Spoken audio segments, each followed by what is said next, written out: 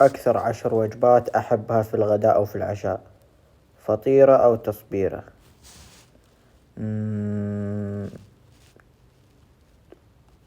10. رز. 3 ولا 2. 2. هنا مطبق. 4. عندك زبادي. 8. مشويات. 5.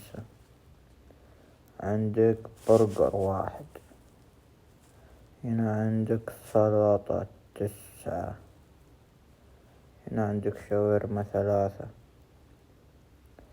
نواشف. 7. بيتزا. 6. يعني ممكن الترتيب يكون مقبول.